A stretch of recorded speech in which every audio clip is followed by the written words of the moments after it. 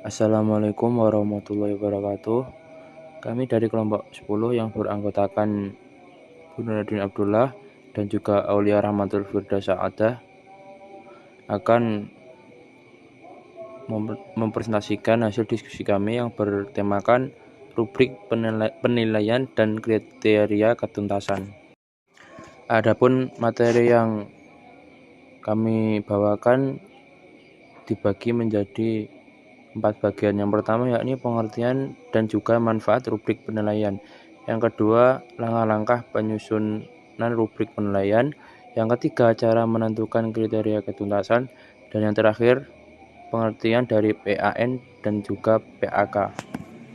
Yang pertama yakni pengertian dan manfaat rubrik penilaian. Pengertian rubrik adalah metode sistematis untuk mengumpulkan data mengenai pengetahuan dan keterampilan.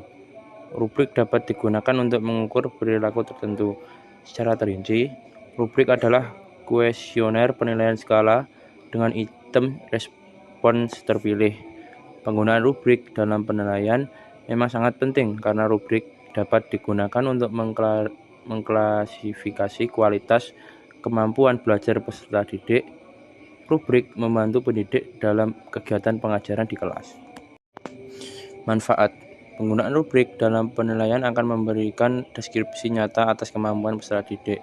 Kelebihan rubrik adalah memberikan informasi yang nyata atas capaian hasil belajar peserta didik yang diperolehnya.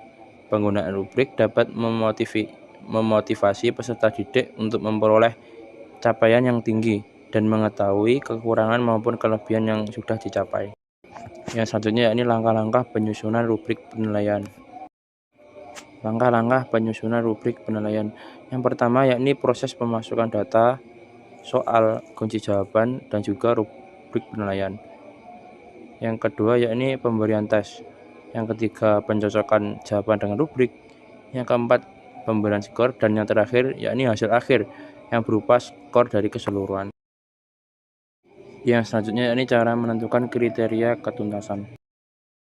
Langkah-langkah dalam penetapan kriteria ketuntasan minimal atau KKM secara real. Yakni yang pertama, hitunglah jumlah kompetensi dasar atau biasa disebut dengan KD setiap mata pelajaran pada setiap kelas. Yang kedua yakni tentukan kekuatan atau nilai untuk setiap aspek atau komponen sesuai dengan kemampuan masing-masing aspek. Yang ketiga yakni aspek kompleksitas. Semakin kompleks atau sukar KD, maka nilainya semakin rendah, dan semakin mudah KD, maka nilainya semakin tinggi. Yang keempat yakni aspek sumber daya pendukung atau sarana. Semakin tinggi sumber daya pendukung, maka nilainya semakin tinggi. Yang kelima yakni aspek intake. Semakin tinggi kemampuan awal siswa atau intake, maka nilainya semakin tinggi pula. Yang keenam yakni jumlah nilai setiap komponen. Selanjutnya dibagi 3 untuk menentukan KKM setiap KD. Yang ketujuh yakni jumlahkan seluruh KKM KD. Selanjutnya dibagi dengan jumlah KD untuk menentukan KKM mata pelajaran. Dan yang ke-8, KKM setiap mata pelajaran pada setiap kelas tidak sama, tergantung pada kompleksitas KD dan juga daya dukung dan potensi siswa. Dan yang terakhir yakni pengertian dari PAN dan juga PAK. PAN dan PAK.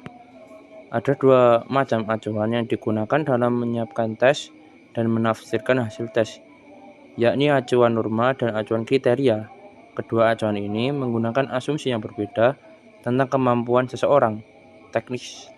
Teknik analisis butir pada kedua acuan ini ada yang sama, namun ada yang berbeda. Acuan norma dan kriteria dalam memilih bahan tes pada prinsipnya tidak berbeda, namun dalam penafsiran hasil tes yang berbeda. Perbedaan ini disebabkan oleh asumsi yang berbeda juga. Yang pertama yakni PAN. Penilaian acuan norma atau bisa disebut dengan PAN adalah penilaian yang membandingkan hasil belajar siswa terhadap hasil belajar siswa lain dalam kelompoknya. PAN adalah membandingkan skor yang diperoleh peserta didik dengan standar atau norma relatif. Tes acuan norma berasumsi bahwa kemampuan orang itu berbeda dan dapat digambarkan menurut distribusi normal. Tujuan penilaian acuan norma ini adalah untuk membedakan peserta didik atas kelompok-kelompok tingkat kemampuan, mulai dari yang terendah sampai dengan yang tertinggi. Yang selanjutnya yakni yang nomor 2, PAK.